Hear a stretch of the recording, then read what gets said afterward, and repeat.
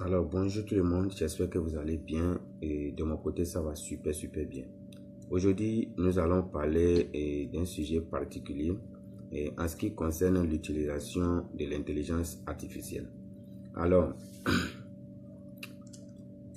aujourd'hui les utilisateurs qui visitent l'intelligence artificielle peut-être la plus populaire, si je peux m'exprimer ainsi, qui est ChatGPT, par jour sont énormes.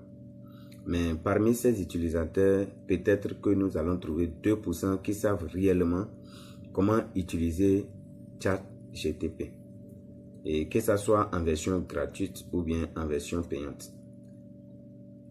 D'autres même investissent dans l'abonnement de l'intelligence artificielle sans réellement maîtriser quels sont les critères ou bien quelles sont les différentes manières qu'il faut adopter pour pouvoir rendre utile cette intelligence artificielle.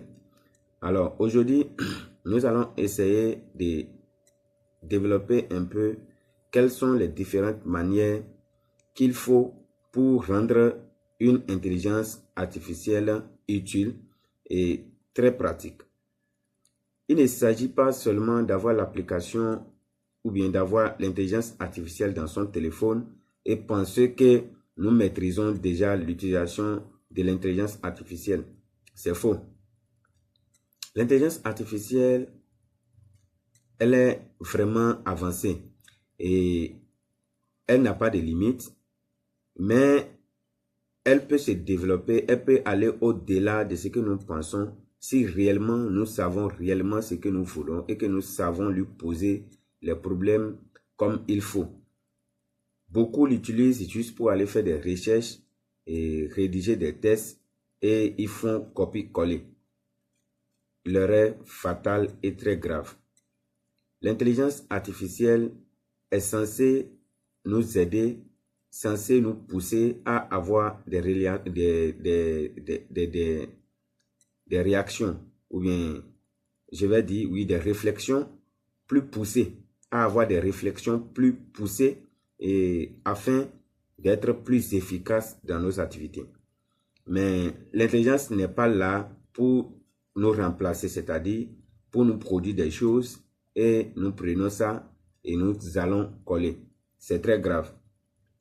Alors, pour utiliser l'intelligence artificielle et de façon efficace et pour que ça puisse être utile, vous devez d'abord savoir que l'intelligence artificielle, c'est un robot.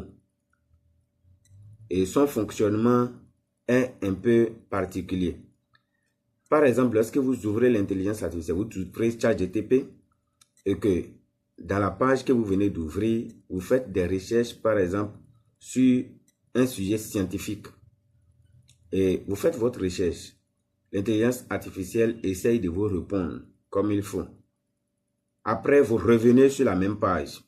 Vous faites une autre recherche, mais cette fois-ci, c'est une recherche littéraire. C'est-à-dire, c'est une recherche qui concerne uniquement la littérature, qui concerne les lettres. Ça, c'est vraiment embrouiller l'intelligence artificielle. Parce que c'est très compliqué pour elle de savoir réellement qu'est-ce que vous voulez. Alors, pour rendre cela facile et permettre à ce que l'intelligence artificielle puisse vraiment comprendre votre préoccupation, une fois que vous arrivez sur une nouvelle page, vous devez chaque fois ouvrir une nouvelle page et poser de nouveaux problèmes.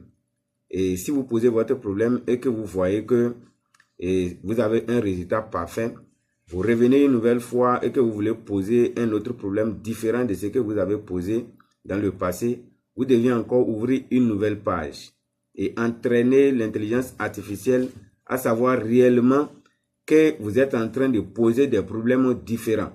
Comme ça, elle peut fonctionner parfaitement comme vous voulez, mais lorsque vous mélangez, vous mettez tout ensemble, vous mettez la mathématique, la physique et l'histoire, géographie, la morale, vous mettez toutes ces choses-là dans une seule page et que vous cherchez à avoir un résultat parfait, c'est que vous êtes vraiment en train de vous perdre, vous êtes en train de perdre aussi votre temps.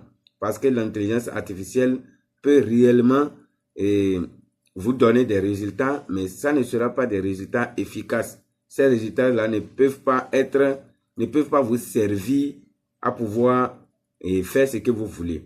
C'est vrai, il va vous produire quelque chose, mais il ne peut pas aller dans le fond. Il ne peut pas aller dans le développement. Il ne peut pas réellement vous détailler les choses comme il faut. Donc, désormais, pour utiliser ChatGPT, vous devez être sûr que chaque problème que vous voulez poser, vous devez ouvrir une nouvelle page, l'entraîner d'abord sur ce problème-là. Et lui dire par exemple, imagine que tu es un mathématicien ou bien que tu es un expert en mathématiques et tu as telle année d'expérience.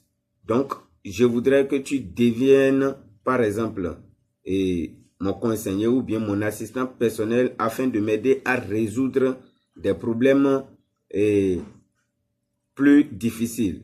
Donc, quand tu l'entraînes d'abord, après tu lui poses le problème, l'intelligence artificielle est à l'aise et elle peut te développer clairement ce que tu attends.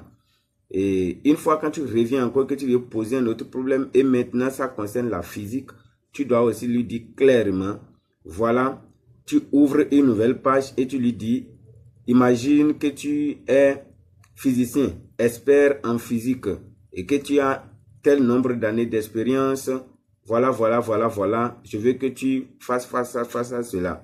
Après, elle-même va te demander de lui poser ces problèmes, les problèmes que tu as, et tu vas poser. Mais tu ne peux pas sur une seule page, c'est-à-dire sur un seul onglet, tu poses un problème en mathématiques, tu reviens, tu poses un autre problème en physique, tu reviens, tu poses un autre problème en marketing, et ainsi de suite. Quand tu fais comme ça, c'est que c'est très très compliqué. Tu peux avoir bien sûr des résultats, comme je le disais, mais ces résultats seront flous. Ça ne peut pas t'aider, ça ne peut pas t'avantager, ça ne peut pas te permettre de réellement trouver la solution à tes problèmes. Alors désormais, comme tu viens de le savoir déjà, tu dois changer la technique pour utiliser ChatGPT. Tu dois changer ta manière d'utiliser ChatGPT. Tu dois utiliser ChatGPT comme un pro. Tu dois savoir que à chaque problème donné, une nouvelle page et pour que tu puisses avoir des résultats efficaces. Donc, voilà, c'était ce que j'ai à vous montrer aujourd'hui. Si tu as aimé et que tu veux que je continue de partager des contenus pareils, je t'invite à t'abonner, à liker, à me laisser ton avis en commentaire, histoire de permettre à YouTube de montrer notre vidéo à beaucoup plus de personnes qui s'intéressent à ces genres d'astuces. Alors, c'était moi et à bientôt.